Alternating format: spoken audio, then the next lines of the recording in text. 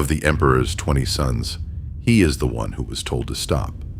Stop conquering. Come home. Stand still. At the height of the Great Crusade, with the galaxy still being taken, Rogal Dorn was ordered off the board and set to building a wall. And he did it without an argument, without a grievance, and without ever once asking his father why. Roughly 14 years later, that wall was the only thing standing between the human race and extinction, and it very nearly wasn't enough.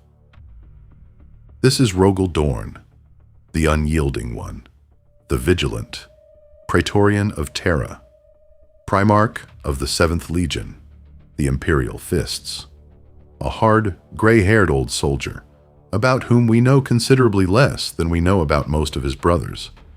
And as we will see today, that is not an accident. Welcome to the 9th video on this channel and the 5th in the Primarch cycle. Today we are sitting down with Dorn. This is VOX-OVERRIDE. Let's begin. And we begin, as always, with etymology, the name, the surname, and the homeworld. One warning before I start. 2 of the 3 names in this lecture pull towards Russian, and that matters for an argument I am going to make at the very end. So for the next few minutes I will be handing you Russian words. I will transliterate every one of them and tell you what it means. You do not need the language to follow the case. The 3rd name pulls somewhere else entirely, and I got it wrong the first time I looked at it. We will come to that, and the correction is better than the mistake was. Etymology. Rogal. There is no such given name as Rogal. Not in Russian, not in any form. There is, however, a surname.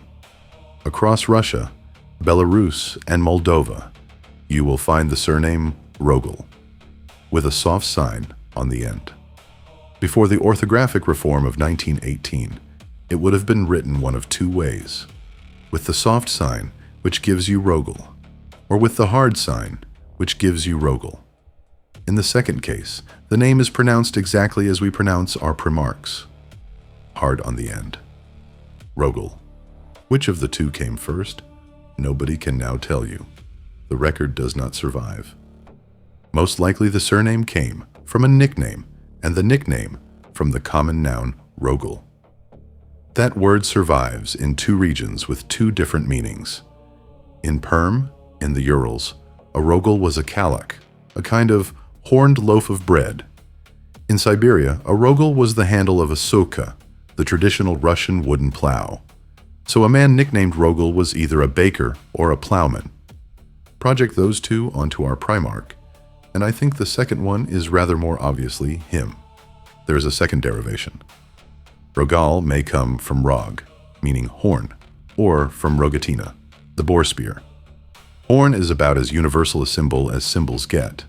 Courage, endurance, power, and wealth. The horn of plenty. Drinking horns. Stylized horns on helmets. The Waterloo helmet, for instance, out of Iron Age Britain. And the rogatina is a heavy-hafted weapon from medieval Rus, developed out of the hunting spear you took with you when you went after a bear. Both of those work for Dorn. The horn works, and the boar spear works. Russian chronicles also give us several dozen names in that same cluster. Rogal, Rogan, Rogvolod, and so on. And if you go looking outside the Slavic languages for the nearest analog, you land on Rohan, the name of one of the oldest aristocratic houses in Brittany. Brittany, I should stress, the region in France, not Britain. Etymology, Dorn. The surname is a different case because, unlike the given name, Dorn genuinely exists and is widespread across Europe. You will find it in Russia, Ukraine, and Belarus, so among Slavic peoples too. But the heaviest concentration of Dorns is in Germany and the Netherlands. The etymology is not settled. One derivation takes it from the Middle High German Dorn, meaning thorn. The other takes it from an occupational nickname because in metalworking, the word dorn has been a technical term for centuries. A dorn is a mandrel, a tool for shaping a metal blank without cutting away material. The process is called mandrelling, and metalworking is not a bad fit for this primarch, even if it is not a direct one, because a mandrel and a dorn do the same job. They take raw material and turn it into a finished object. And if you take the thorn reading and stretch it, and I am about to stretch it, what comes to my mind is the caltrop. In Russian, the caltrop has a rather good name, chesnak, which literally means garlic, not the vegetable, the weapon. Metal spikes scattered on the ground where the enemy is going to come, invisible in grass. They crippled infantry and cavalry horses alike, which is to say, a caltrop is a defensive instrument, and defense is the whole of Rogal Dorn. Etymology, Inwit, and a correction. Now the homeworld, and here I have to correct myself in public because I have said the wrong thing about this word before. I used to run a Latin derivation on Inwit, from invito, I invite, and from the sense the borrowed form carried in Russian in the Imperial period, where it meant an invitation in the sense of urging someone towards an action. It is a tidy reading. It let me say that all three of this primarch's proper names were sitting there in the Slavic languages. It is also, I am now fairly confident, wrong. And the real answer is very much better. Inwit is an English word, Old English and Middle English, from in plus wit, inward knowledge, inner awareness, and by the 13th century it had settled onto one specific meaning, conscience. It is not an obscure word either.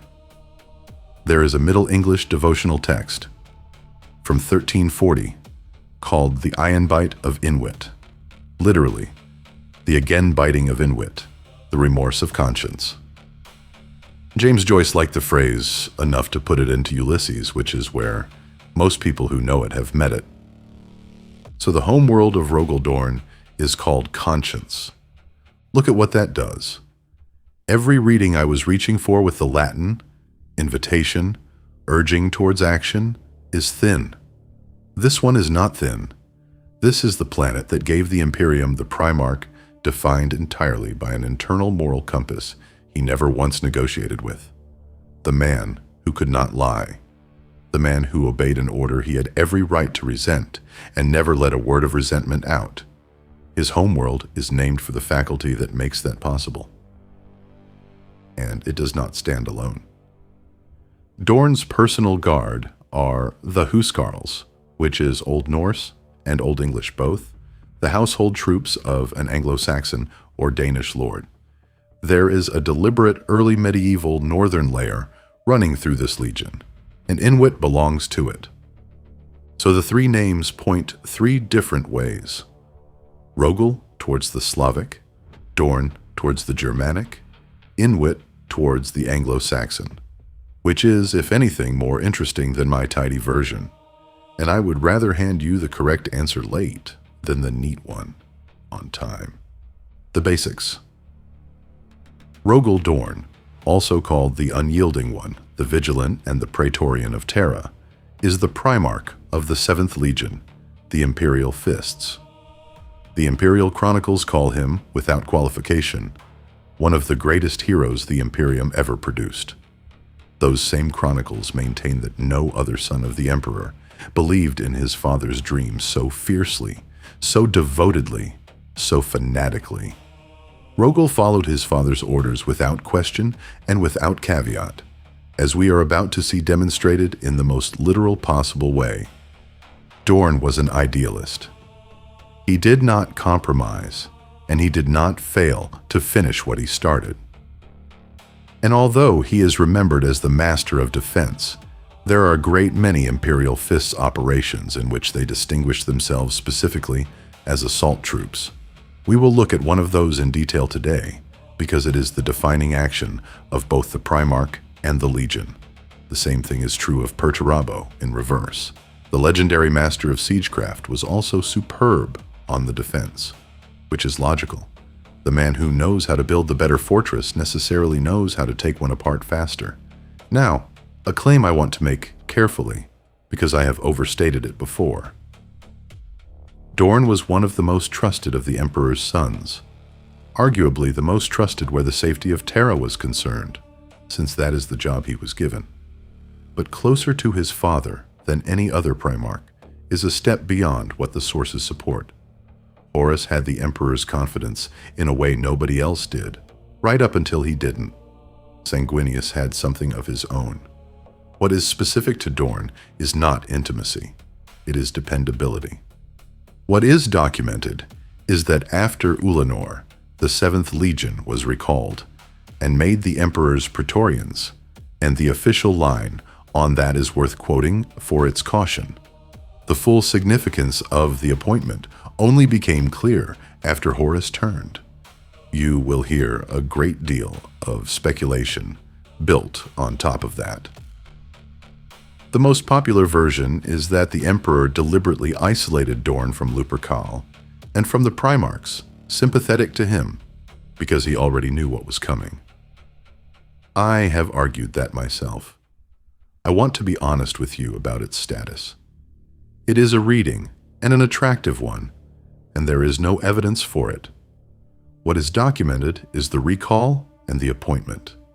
The motive is ours, not the records. Either way, it was Rogal Dorn who commanded the defense of the throne world.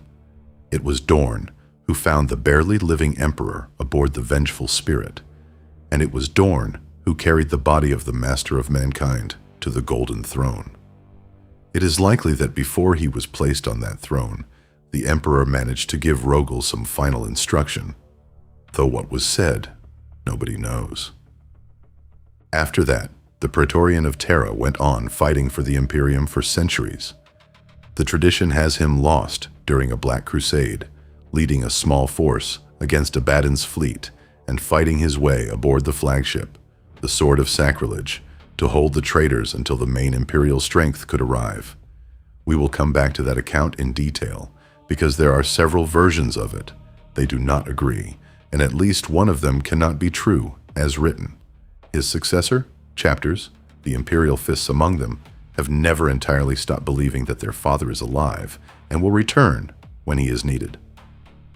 Inwit, the homeworld. Back to the beginning. When the Primarchs were scattered across the galaxy by the powers of chaos, Dorn's capsule came down on Inwit, an ice world, and about as lethal a one as the Imperium ever catalogued. Inwit sits in the star cluster of the same name. The star it orbits was already old and cooling, and it gave the planet very little heat and very little light. And Inwit is tidally locked. Its rotation is synchronized with its orbit, so it keeps one face permanently towards its sun and one face permanently away. That permanently dark face is a death world in the fullest sense of the term.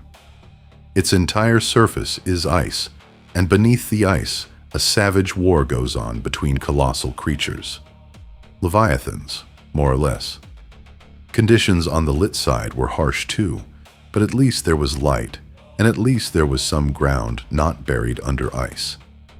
And overhead, drifting slowly along orbits laid down long ago, were the void shipyards the first colonists had built thousands of years before.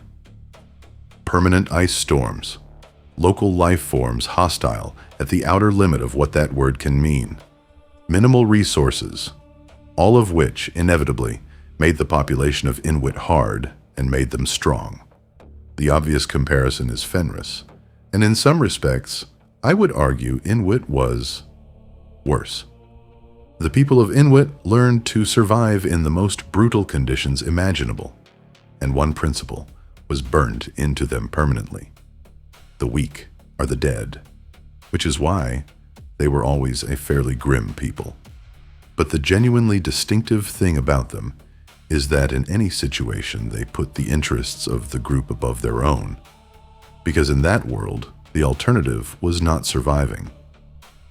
Without a cultivated instinct for the collective, Nobody comes through an Inwit winter. Inwit was feudal by long tradition. Several independent clans fought each other continually for two things: livable territory, literally a place in the sun, and the scarce deposits of resources. And remarkably, that world did not merely survive the long night. The clans of Inwit brought back the technology of the past, partially, evidently, not completely. They got the planetary shipyards working again, conquered first their own system, which was more than one planet, and then took the entire cluster. At what stage that civilization stood when the capsule came down, we do not know. Dorn's early years on Inwit are unrecorded. So is how he came to lead the clan whose name he took.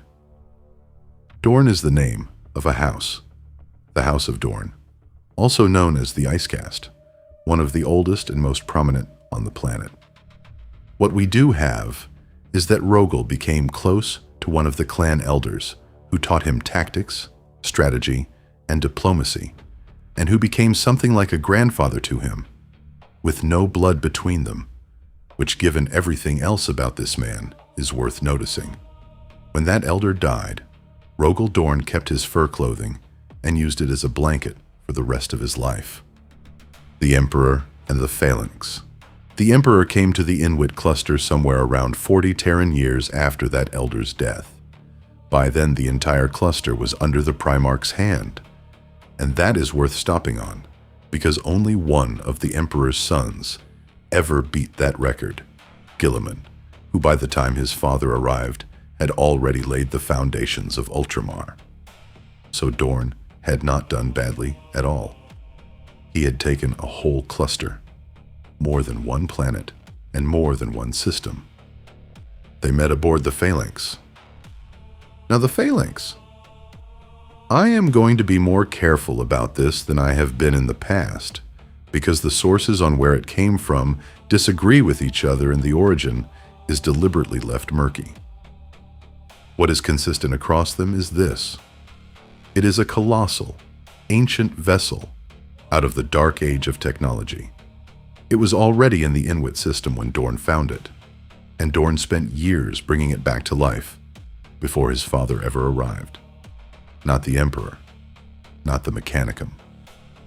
Dorn. Who else were you expecting? The only things that could conceivably compete with the Phalanx are the Dark Angel's star fortresses, and I doubt even those. They were smaller. The reason they are in my head is that I recently read Chris Wright's Wolf King, where the Space Wolves spend a long time running from the Alpha Legion and are eventually saved by the Dark Angels aboard exactly such a fortress, the Chimera, a Ramillies-class star fort at the Alex's Nebula. The scale of the thing is absurd. As Lehman puts it, it could take on an entire fleet single-handed, which is more or less the claim made for the Phalanx. Back to the meeting. They met on the bridge of the Phalanx, and Dorn immediately, without asking a single question, went down on his knees before the Emperor and swore him his loyalty. And the Emperor could see that he had never had, and never would have, a more faithful son. Which brings me to the thing Dorn is famous for, and which needs one qualification. He did not lie. That much is solid, and it is the spine of the man. But you will often hear it said, I have said it, that he was constitutionally incapable of keeping anything back, and that is not true. And this lecture is going to prove it twice before we are done. He knew what Curzay had prophesied, and he sat on it. He discovered that the Alpha Legion had walked into the Imperial Palace, and he told nobody at all. Dorn did not deceive. Dorn absolutely withheld. Those are different faculties, and the difference is most of his interior life. 6 primarchs had been recovered by that point. Dorn was the 7th. How his brothers saw him. How did the rest of them regard Dorn? They respected him. All of them. Dorn and the Imperial Fists both, because they were profoundly calm and profoundly quiet, and in their own way, I would say, aristocratic. But behind that mask of composure were brilliant tacticians, superb strategists, and unmatched warriors, the best of whom was Rogal Dorn himself. Guilliman put a statue of him up in Magna Macraga Civitas, the capital of Macrag, and he put him in the Dauntless Few. For anyone who hasn't come across that term, the Dauntless Few is Guilliman's own name for the four brothers he judged most trustworthy: Dorn, Sanguinius, Leman Russ, and Ferrus Manus. His conclusion about them is a remarkable piece of praise, and I will give it exactly. Guilliman believed that any war fought by the Ultramarines together with one of the Dauntless Few's legions could be won outright, regardless of what was ranged against them. He used the four of them constantly in his theoreticals. One of them is Rogal Dorn, and Horus himself, and we will come back to this because the context matters, conceded that his Luna Wolves would never take a fortress if it had been built by Dorn's legionaries. The legend, character, and doctrine. During the Crusade, Dorn acquired a reputation as a Stoic, and his legion was thought severe, by some unfeeling. But in fact, Rogal and his warriors were fundamentally unlike, say, the Ultramarines, in whom discipline and cohesion sit above every other martial quality. Neither Dorn nor his sons were strangers to fury or to fanatical zeal. They were careful and calculating on one side of the ledger, and driven and implacable on the other. Leman Russ put it rather well, and I have to quote him. Dorn, he said, was swift and inevitable, like the falling edge of a battle axe, which is exactly as overwrought as you would expect from the wolf, and which nonetheless describes Dorn and his legion's doctrine perfectly. Dorn genuinely did show emotion rarely. When he did, it was at hinge moments, the turn of a battle, or something of that order.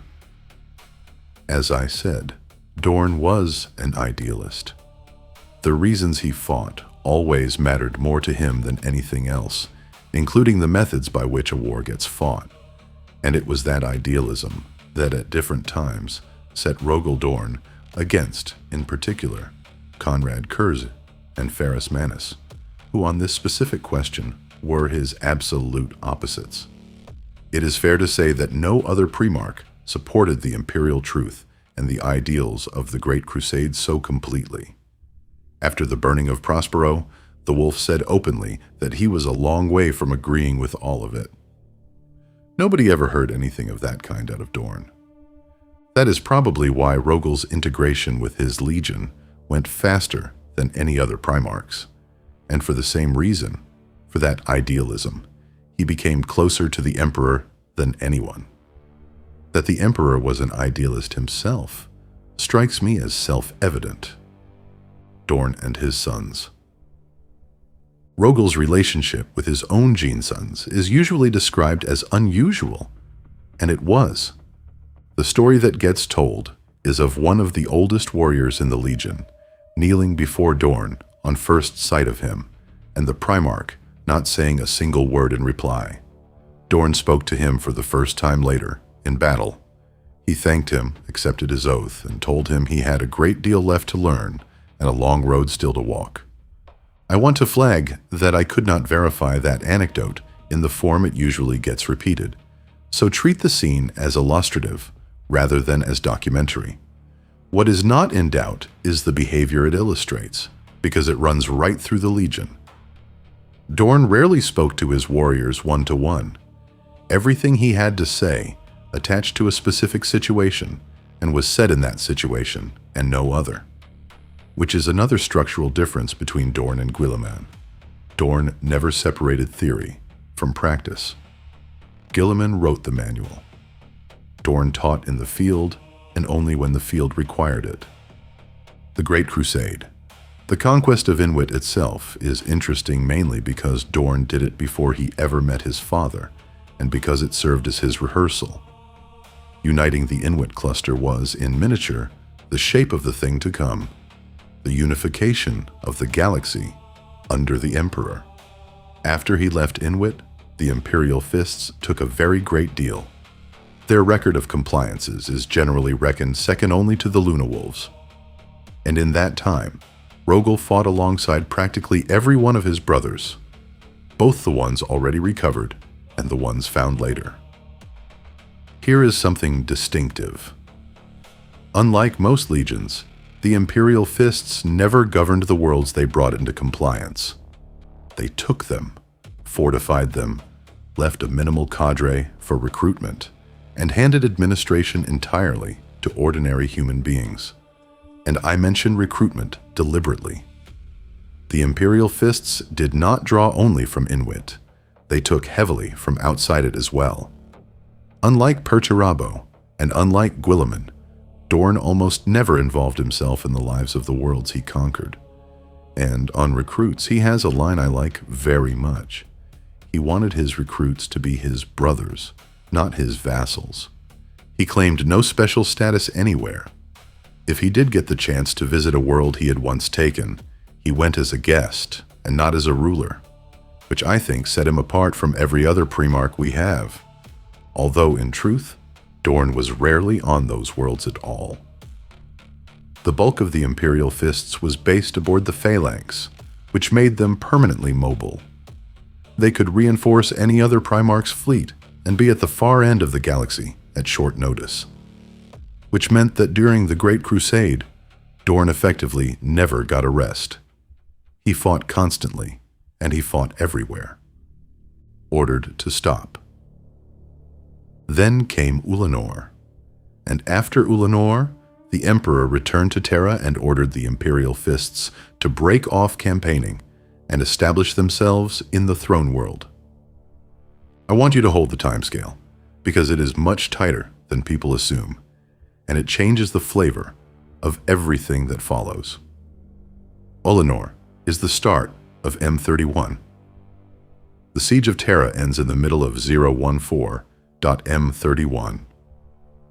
So the whole of Dorn's great work, the fortification of the solar system, the rebuilding of the Imperial Palace into the largest fortress in human history, is something on the order of 14 years. Not centuries. 14 years, and then the wall gets hit. There is a good moment early in that period involving Fulgrim. The two of them had a conversation in which Fulgrim was needling his brother, and Dorn let slip that he would build a defense not even the Iron Warriors could break. Fulgrim naturally went straight off to tell Perturabo. Perturabo was enraged and answered in kind. From that point on, elements of the Imperial Fists, a small contingent, still took part in the crusade alongside other legions, almost always, because there were so few of them available. The mass of the legion was on Terra. But in those joint operations, they never again fought shoulder to shoulder with Perturabo's warriors. And that was a mutual decision. From then on, Perturabo kept himself closer to Russ, which, to my eye, was a way of symbolically building a counterweight to Dorn. Dorn was with the Emperor. Perturabo positioned himself elsewhere. And here is the thing I said we would come back to. The business of Dorn's posting to Terra tells you more about this Primarch's actual values than almost anything else in his life. Because be honest with yourself, how many Primarchs would have accepted that order without a murmur? They behave like brothers, these men. Like boys. Picture it. You have 18 brothers, all of them out playing in the street, and your father tells you to sit indoors. You are perfectly fit. You sit indoors. Most Primarchs would, at minimum, have taken that as an insult, and I doubt very much they would have taken it calmly. Dorn accepted it without difficulty, because for him there was no difficulty in it. He never wanted glory in the sense that his brothers wanted it. Perturabo is a contested figure, but the ambition was real, and it was substantial. Dorn had none of that. None. And I will keep the qualification honest.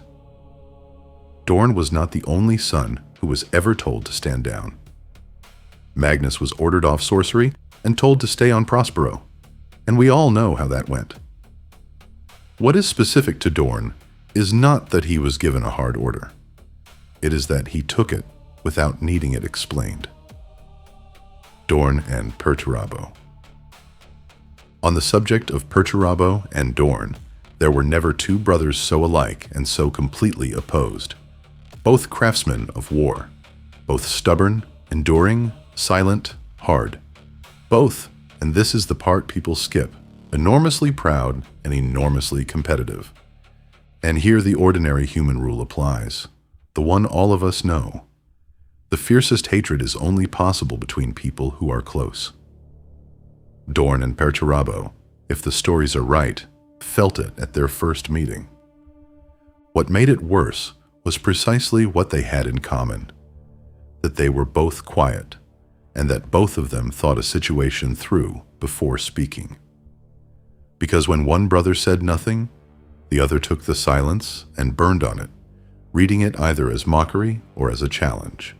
I used to draw the difference between them as a moral one. Perturabo never counted the cost in lives. Dorn never spent a life he did not have to. I am going to retire that formulation, because it is too flattering to my own side of the argument, and because in about 20 minutes I am going to describe Dorn walking his entire legion into a fortress he knew he could not take. You cannot say that sentence and then tell the Iron Cage story with a straight face. The real difference is narrower and better. Perturabo needed the work to be recognized. Dorn did not. Both of them spent lives. Dorn's arithmetic was simply less willing, and he grieved it afterwards, and Perturabo grieved it in a way that came out as rage at everyone except himself. And the deeper problem is the one neither of them ever said out loud. Rogal, permanently at the Emperor's side, could not help sharing in the Emperor's glory. And Perturabo always got the genuinely hard labor. And I mean that literally. Take the campaign in Perturabo. The Hammer of Olympia. The Emperor's assumption was that nobody but Perturabo could do that work, which, whatever else you think of him, is a real compliment, and he earned it. We will do him properly in his own video. Dorn, personally, never noticed any of this. Perturabo read it as favoritism. So did a lot of other people. And Dorn, much later, came to regard his own competitiveness with Perturabo as a personal failing, which is about as close to an apology as that man ever got. Dorn and Horus Ullanor. Now the War Master, which is a question almost nobody asks.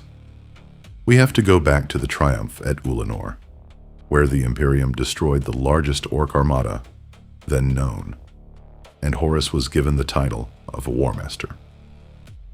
And at that point, the original Horus version 1.0, was genuinely wise and by any measure a magnificent man, a superb primarch. Leadership, obviously. Ambition, yes, but not Fulgrim's kind of ambition, and not excessive. That is simply a fact. And in his wisdom, Horus called in very nearly all of his brothers, one at a time, because he wanted to know who supported him, who thought the Emperor's decision was questionable, and who had a view of his own. Some backed it outright. Sanguinius, Lorgar, and Fulgrim. Lorgar, much later, changed his mind about it. Others, Perturabo, Pharismanus, took it hard and did not agree. Pharis, in particular, had always assumed the title would be his, which you rather do not expect from his own novel, Pharismanus, the Gorgon of Medusa. And yet there it is. The wolf and the lion took the news with a cynical smile, because neither of them had any doubt who would be given the post if such a post were ever created, meaning who the Emperor would leave behind to direct the Great Crusade. What Alpharius thought is anybody's guess. But there were 3 primarchs who did not react at all to the Emperor's departure and to Horus's elevation. It is not hard to work out which 3, Jagatai Khan, Guilliman, and Rogal Dorn. They took it as given, as an order, and refused to discuss their father's decision with anyone at all.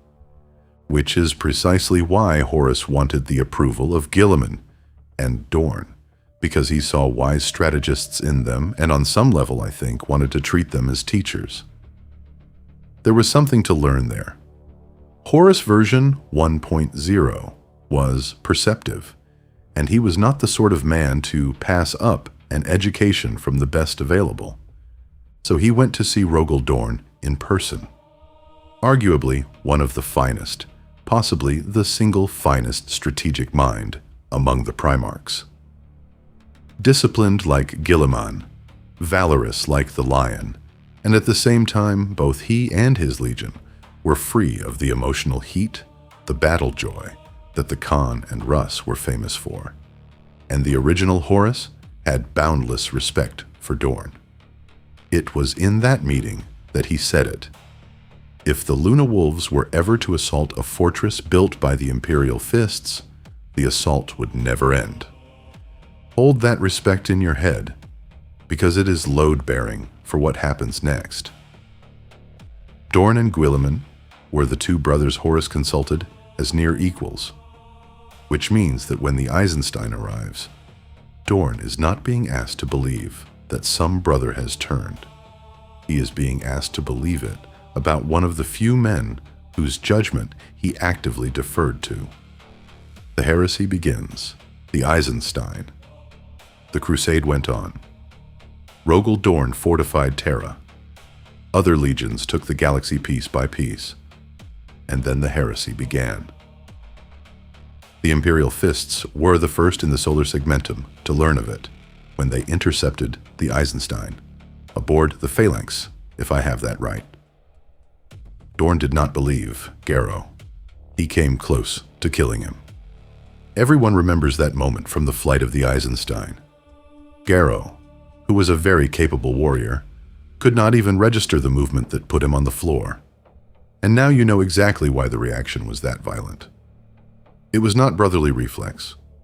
It was the man he trusted most after his father being called a traitor by a stranger. Once it became clear that Horus really had turned, Dorn set about converting the entire solar system into one colossal void fortress. He fortified every planet, every moon, distributed tens of thousands of patrol elements and static battle stations across the whole sphere of the system. It was hardened to the point where no traitor legion could get in. One of them got in anyway. It was, of course, the Alpha Legion. Alpharius, the Investiary. Alpharius already had sleeper agents on Terra, and a very great number of them. And there was a specific objective at the start of this, which I find revealing. Alpharius set out to humiliate Rogal Dorn, whom he had decided was a proud man, precisely because he had spent so long sharing the Emperor's glory at the Emperor's side. Alpharius's operatives got into the Imperial palace, past everything Dorn had built, and then they got into the Investiary, the amphitheater where the great statues of the primarchs stood, the Titanoliths. 20 of them, or rather 18 by that point, and they brought every one of those statues down except two, Alpharius's and Dorn's. Dorn learns of it, reads the message exactly as it was intended, understands who did it and why, and conceals the fact. From the sigillite, from the custodians, from everyone, which makes him the only witness to what was, to call it what it was, his own humiliation. Because his defenses had been tested by Alpharius, and they had failed. And there is your second proof, if you needed one, that this man could keep a secret when the secret was about himself. Alpharius, Pluto, and Hydra. Then Alpharius does something better still.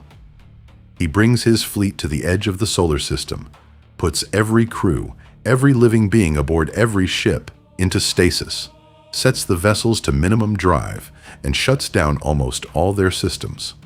It then takes his fleet an entire year to drift, on inertia, unnoticed, up to the outer defensive ring of Terra. And at the same time, he activates, as I said, thousands of Alpha Legion sleepers throughout the system. They had evidently been placed a long time before the Heresy, probably after the events of Legion.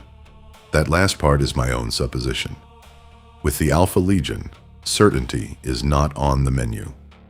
Those sleepers effectively raise an insurgency inside the solar system. Flashpoints everywhere. And while Dorn is dealing with that, Alpharius brings his fleet, more than 200 warships, down on Pluto and its moons. The target is not Pluto. The target is Pluto's fortress moon Hydra, which houses the astropathic monitoring station, the hub of the entire communications and defense network, not merely for the throne world, but for the whole solar system. Pluto's defense was commanded by Sigismund, then first captain, and Lord Castellan, holding the outermost ring with some 30 ships. He worked out fast that a great many of the enemy vessels carried nothing but servitors. The whole approach was partly a feint, and he destroyed the moon of Kerberos as part of a trap of his own. The Imperial fists hold, and are ground down and fall back on the moons. Then Archimus. Archimus is the master of Dorn's Huskarls, the Primarch's own guard, and I want to get his end right, because I have told it wrong before. He does not die in some grand suicidal fleet charge. He tries to teleport into the communications center on Hydra to hold it, and the Alpha Legion have laid a false beacon. It puts him down in an isolated weapons bay instead, cut off, where Alpharius is waiting for him. And that is the trap. The master of the Huskarls, alone in a room of the enemy's choosing. Dorn arrives at Hydra aboard the Phalanx with a handful of other ships that had reached Pluto in a remarkably short time by, as the account puts it, using the gravity wells of the solar system. He goes down onto the moon with the Huskarls he has, through the Lernaean Terminators, the Alpha Legion's elite, who deserve a lecture to themselves and are not getting one today, because we would be here all night. And Dorn kills Alpharius. Archimus dies of his wounds.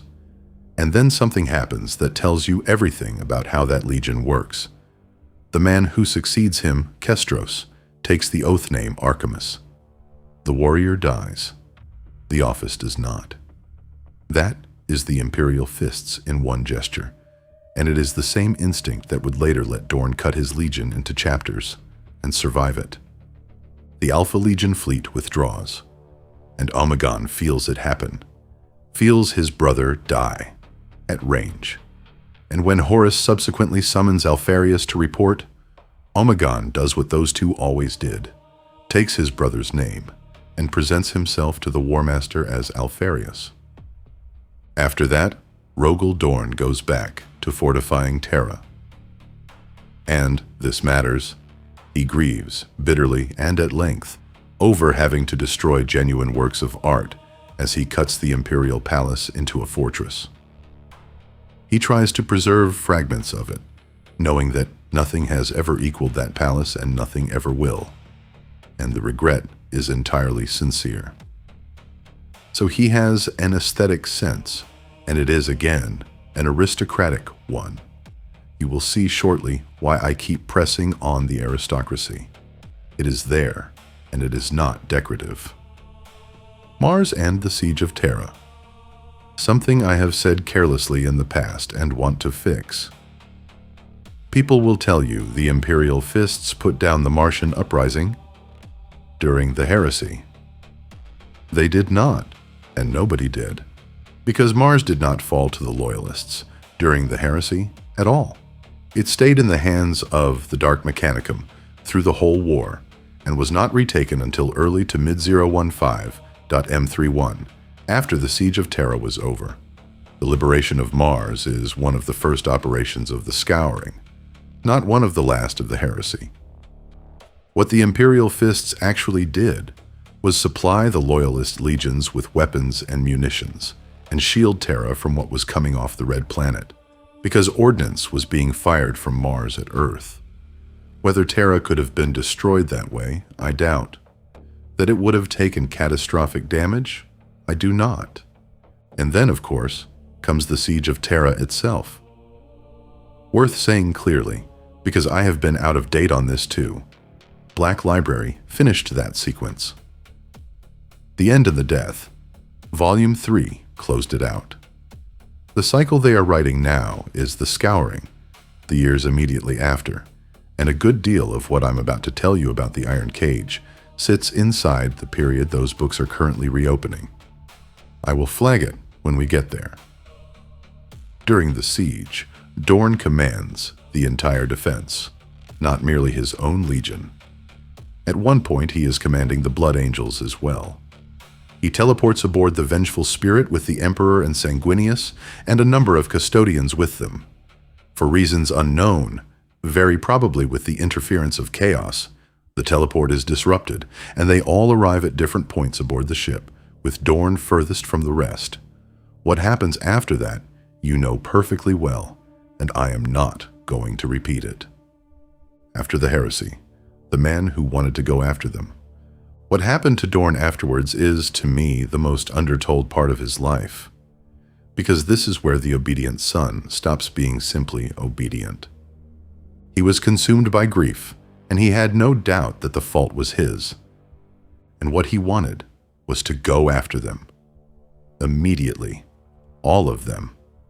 In early 016.M31, having secured Saul, a bitter and vengeful Rogal Dorn declares that the traitors must be scoured from the face of the galaxy. And that word, the Scouring, is his. Note what that is. That is not a man waiting for orders. That is the Praetorian of Terra setting Imperial grand strategy by personal fiat, because his father is on a throne and cannot contradict him. He is not alone in it. Russ wants the same thing. So does the Lion. What stands against them is Guilliman, who argues that the Imperium has to be stabilized first, that you retake Luna and Mars, restore the infrastructure, and rebuild the machinery of government before you go chasing traitors across the galaxy. Dorn and Guilliman had built the Grand Council of Reconstruction together, and then the new human High Lords on that council backed Guilliman, and Guilliman's line won. And Dorn, the man who allegedly obeys everything, was so afraid the traitors would regroup that he went round the council's decisions where he could. So put down the idea of Dorn as a machine that executes instructions. He obeyed his father absolutely. He obeyed nobody else automatically at all. And the moment his father was gone, he turned out to have a strategic will of his own and the stubbornness to push it against the entire government of the Imperium, the Codex Astartes. Then Guilliman, as Lord Commander, introduces the Codex Astartes and breaks the legions into chapters of 1,000. Dorn resisted, as many did, but his reasons were his own. He believed Guilliman was singling out the Imperial fists for division because they were the ones who had failed and let their father down.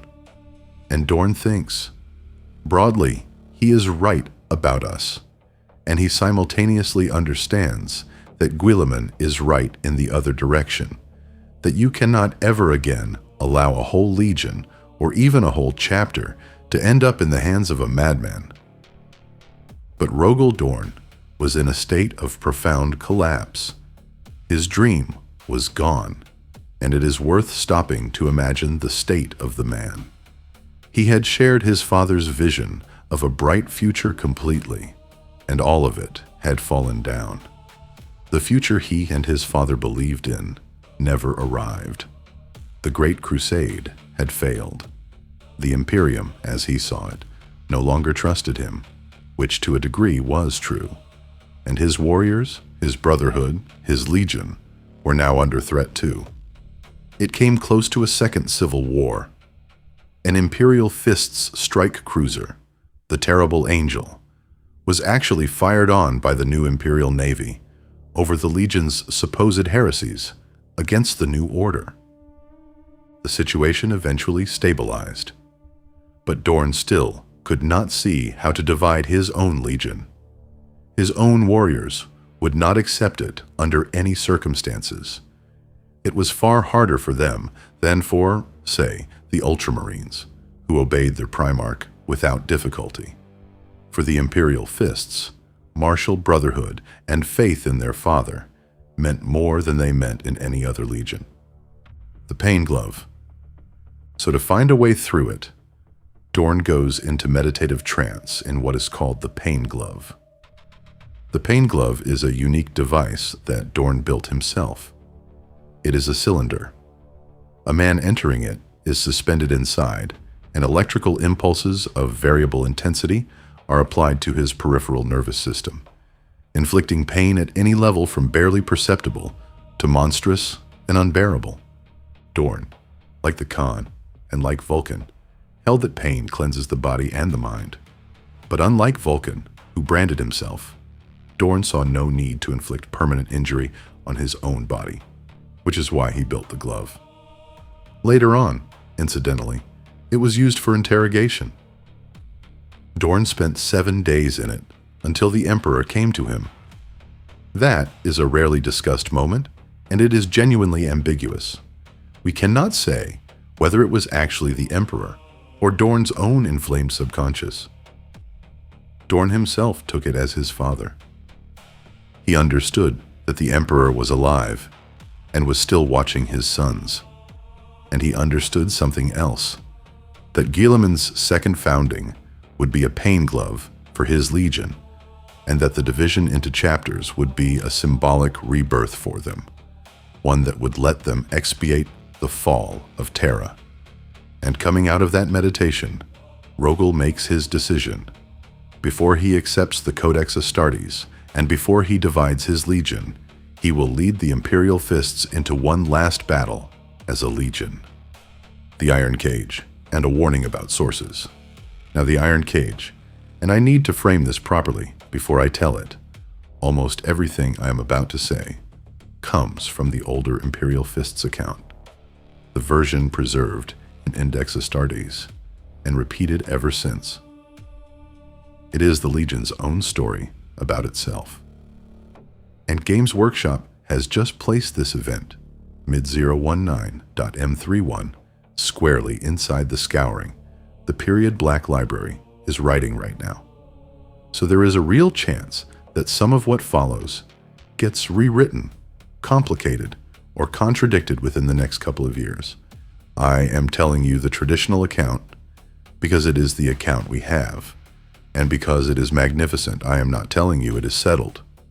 With that said, Dorn attacks the Iron Cage, the fortress Perturabo had built, and at that moment, the Legion of the Imperial Fists effectively ceases to exist. The Iron Cage was, in practice, a trap, built by the Iron Warriors on the world of Sebastus IV. The fortification itself is called the Eternal Fortress.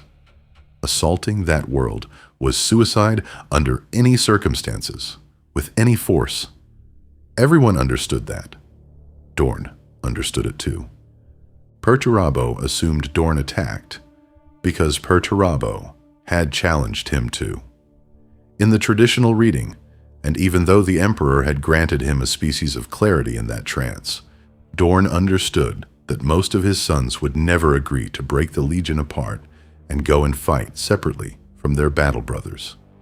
And a great many people believe that what Dorn was actually doing by attacking the Iron Cage was granting his children a glorious death and sparing them the agony of separation from their brothers. I want to say plainly that I find that reading horrifying, and that I do not know whether I believe it. If it is true, then the primarch who never spent a life, he did not have to spend an entire legion to avoid a conversation. That is not the conduct of the man I have spent an hour describing to you. It is, however, the conduct of a man in the state I described 3 minutes ago, grieving, disgraced in his own eyes, and freshly overruled by the Imperium he had just saved. Take it as you find it. There is an irony worth noting. The stratagems on which Perturabo built the whole Iron Cage were later used by Guilliman in the Codex Astartes. because Guilliman was a practical man, and whatever he thought of Perturabo personally, he was not going to pretend his traitor brother did not understand siege and defense better than anyone alive. The Imperial fists attack the iron cage, straight into the center. The assault runs for weeks, and Dorn's warriors take catastrophic losses, which is why they stopped being a legion. And nonetheless, they took one defensive line after another, and slowly, very slowly, pushed the Iron Warriors back. In the end, both sides ran out of ammunition, and the whole front collapsed into hand-to-hand butchery. Centuries and millennia later, the Iron Warriors still insist, at the tops of their voices, that Dorn would inevitably have been killed there, along with every one of his sons, that Perturabo simply got carried away and let the battle run on until ultramarine reinforcements arrived. The Imperial records, predictably, insist on the opposite, that Rogal's warriors were magnificent in that assault and had every chance of taking it, however monstrous their casualties. Notice that we have 2 legions propaganda and no neutral witness. That is exactly the kind of gap a new series exists to fill. What is not in dispute is that at a certain point, the fighting went quiet, and both sides realized that neither could win in any foreseeable time frame. The Imperial fists at that moment, as they had 1,000 times before, were fighting outnumbered and surrounded, and their courage and endurance, it will sound overwrought, but it is simply what happened, kept them alive, where staying alive was not possible. And at that point, Perturabo orders his men to disengage. And the same second, Guilliman intervenes. He had a choice. He could have attacked Perturabo, who was now caught between Guilliman's fleet and Dorn's warriors, but he judged that a cornered Perturabo might throw everything at Dorn and simply crush him by weight of numbers. So Guilliman decided that a victory over Perturabo was not worth Rogal Dorn's life and let the Iron Warriors withdraw, which is to say, he saved him. And it is worth knowing what Perturabo did next, because the official timeline now puts it immediately after. He ascends to demonhood, returns to Olympia, and begins building his Iron Empire. The Siege of Olympia starts in the same year. The Iron Cage is not an ending. It is a hinge, the second founding and the last centuries. Then the Imperial fists were reorganized under the Codex Astartes, and here is another thing I have repeated carelessly and want to correct. You will often hear that the Imperial fists were split into dozens of chapters. They were not, at least not then. The second founding produced a limited number of direct successors. The dozens of fists descended chapters people cite come from the many later foundings, spread across thousands of years. What the sources put at roughly 2 decades is the period in which the newly constituted Imperial Fists chapter learned to live inside the Codex.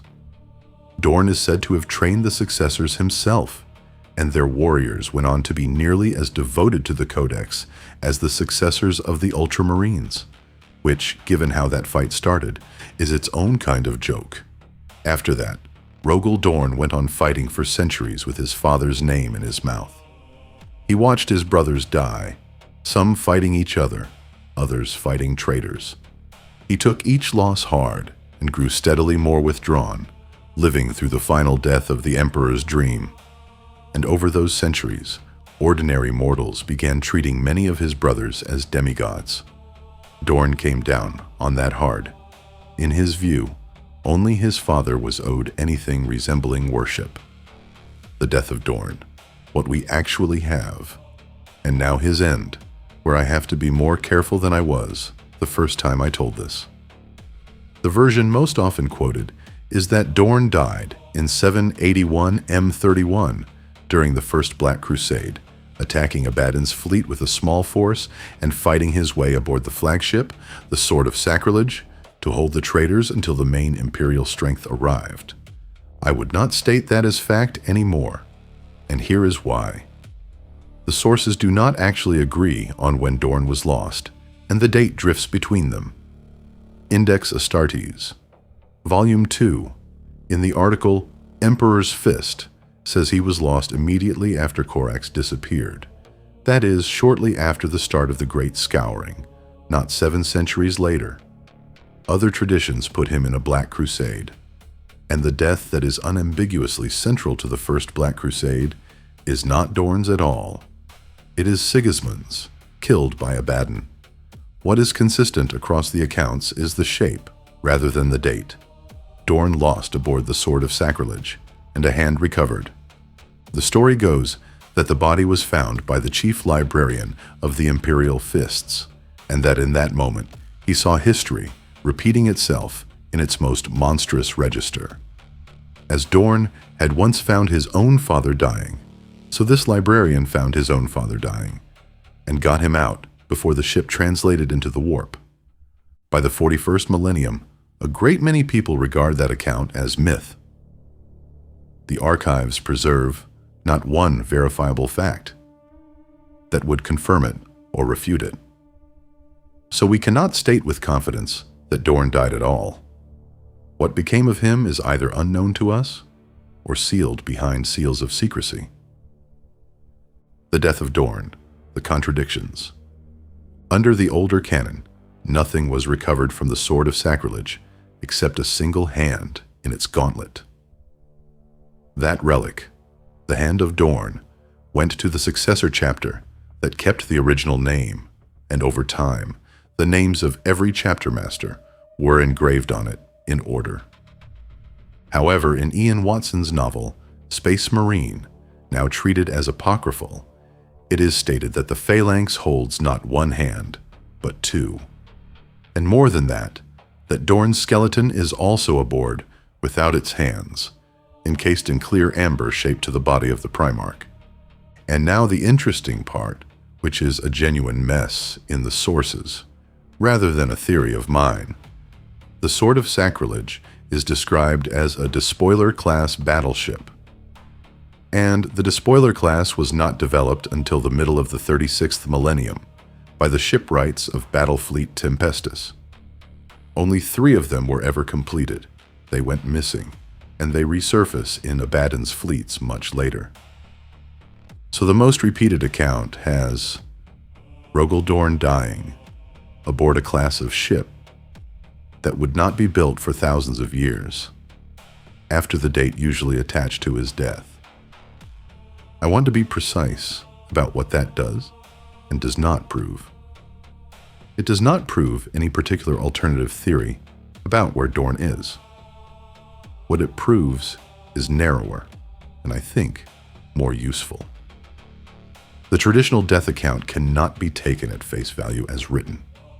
It is a legacy inconsistency of exactly the kind you get when a setting accretes over 40 years. And it is a very good reason to treat the fate of Rogal Dorn as an open file rather than a closed one, which the setting itself seems to agree with. During the Beast Arises sequence in The Hunt for Vulcan, a captain of the Imperial Fists says he will speak well of his companions to Rogal Dorn, leaving the distinct impression that at that point, Dorn is alive. Against which, in the Primarch's novel, Conrad Kurze, the Night Haunter, Kurz, in the moments before Mishen reaches him, reflects that Dorn is long dead. Put all of that together, and establishing what actually happened, or what is happening to Rogal Dorn now, is simply not possible. Which, for a Primarch defined by certainty, is a strange and rather beautiful thing to be left with. The analysis. So to close, a reading of the man, starting with what he looked like. Rogal Dorn is described as lean, never smiling, close-cropped, his hair completely white. He gives the impression of a wise and watchful veteran, which is what he is. He is noble, and he is honest. He does not lie. He is known for impeccable aristocratic manners and unequaled skill at arms. He is a superb strategist with complete command of both defense and assault, as we have seen. But what he is most famous for is winning with small forces against superior numbers. Practically every story we get about Rogal Dorn out of the Heresy books is, one way or another, a small body of Imperial fists against a much larger enemy. Emotion was not foreign to him, and he believed in his father, possibly fanatically, certainly more than any other primarch did. Duty, martial brotherhood, and family meant more to him than anything else. That was, in effect, his life. People reasonably ask whether Dorn was perfect, to which the reply is, was Robert Guilliman perfect? Was Lionel Johnson? Was Horus? On proximity to the ideal, the closest was probably Horus version 1.0, which is why he was chosen. Presumably why his father chose him and why Chaos chose him for the same reason. But where Guilliman's proximity to the ideal produces, for a lot of people, and certainly for me, a faint sense of something cloying, against which even the lion, with all his secrets, comes off far more interesting. Dorn does not do that. Possibly because we know so much less about him. Or possibly for a better reason, which I want to put on the record because it is the opposite of what I said the first time I made this argument. I used to want Dorn to be the perfect son, the one who never faltered, the one any father would want. I have stopped wanting that because it is both untrue and less interesting than what is actually there. Look at what we have actually got. A man who withheld a prophecy from his father's Urgaz's court and was very nearly beaten to death by his brother over it. A man who kept his own humiliation secret from the Sigillite.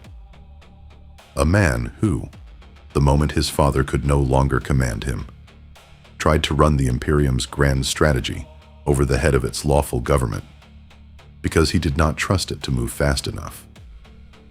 A man who, if the traditional account is right, walked a legion into a fortress rather than tell them a truth they did not want to hear.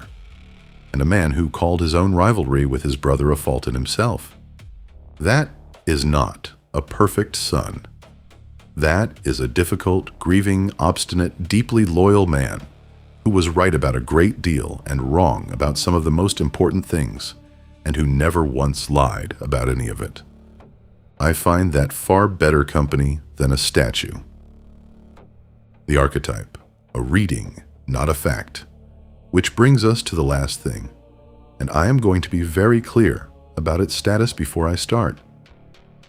What follows is my reading. It is not documented. I have looked for a statement from Games Workshop, Black Library, or the design team that would support it, and I have not found one. And where Forge World have talked about designing Dorn, they talk about stoicism, about the last line of defense, about none shall pass, not about Russia.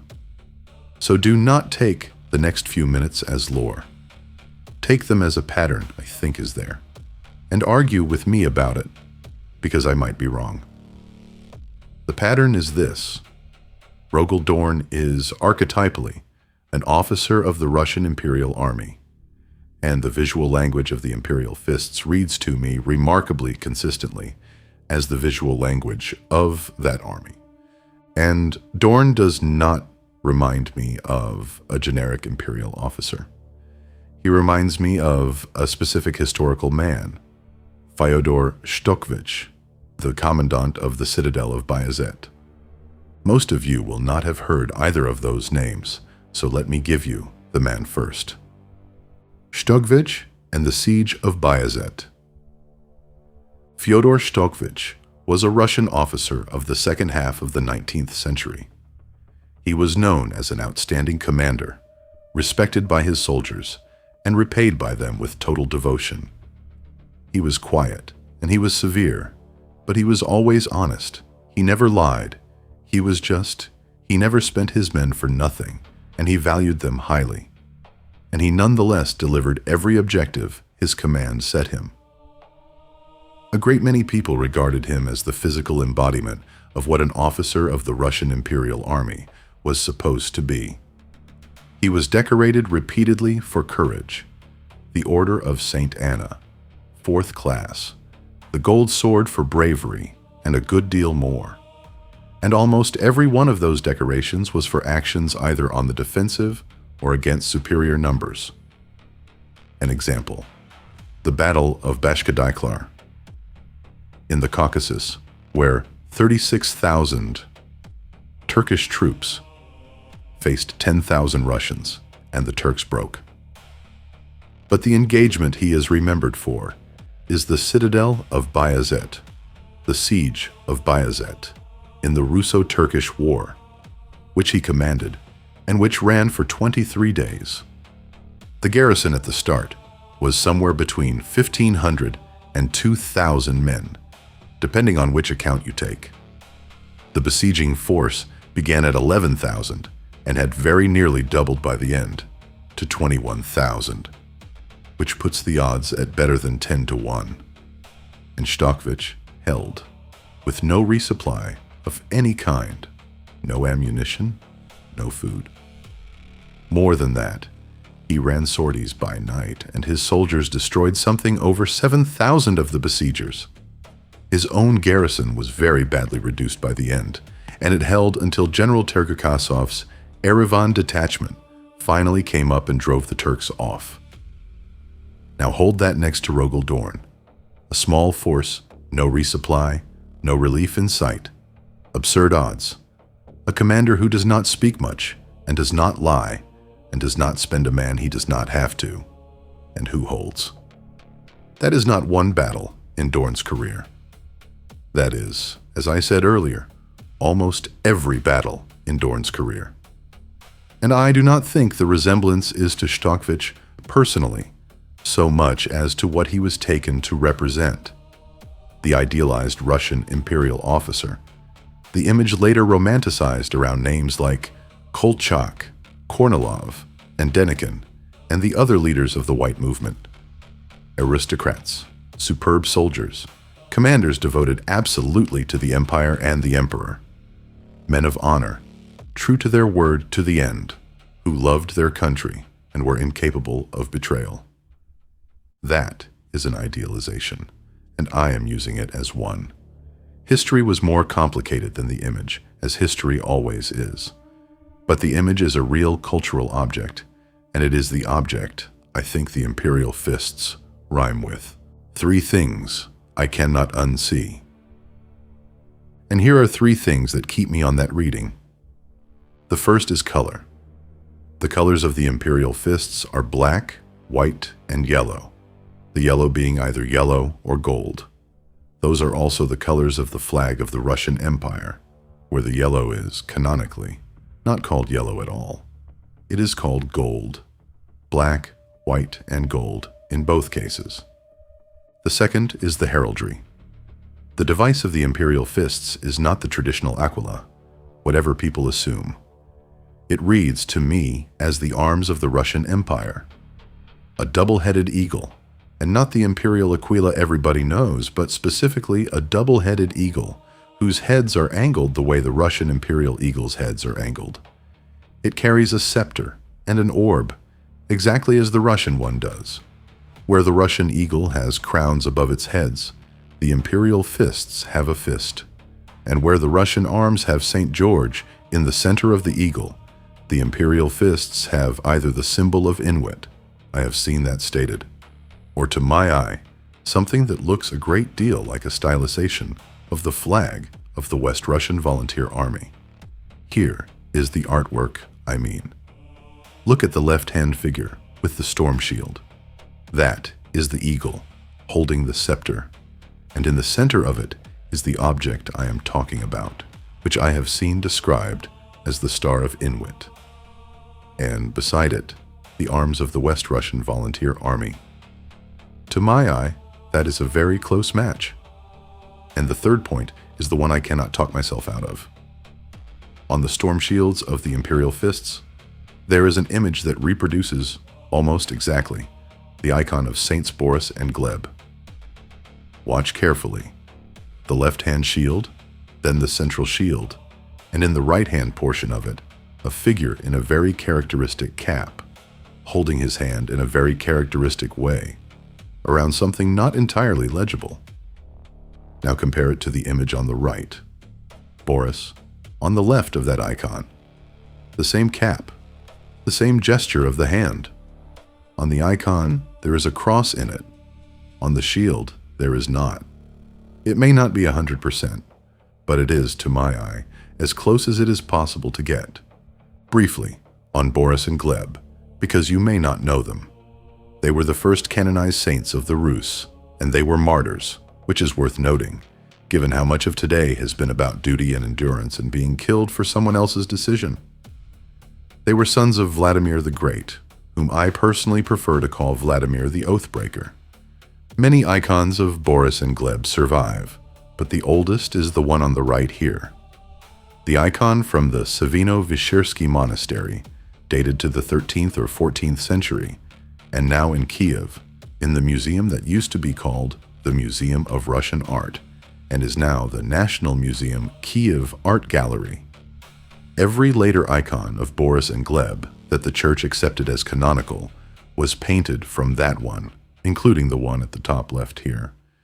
And that icon, in my own strictly personal opinion, is either reproduced or reproduced almost exactly, or at minimum served as the model for the image on those storm shields. 3 coincidences is a lot of coincidences. It is not proof, and I have not called it proof. But I would like somebody at Games Workshop to be asked the question. The battle cry. And of course I cannot leave out the battle cry of the Imperial fists. I quote, "Primarch progenitor, to your glory and the glory of him on earth." Obviously that is not a translation of the battle cry of the Russian Empire, which was for faith, Tsar, and fatherland.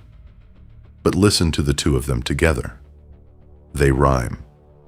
And the reason they rhyme is that, in all probability, the thing they mean is the same thing. A soldier, a sovereign, and a faith in that order, with the man himself nowhere in the sentence.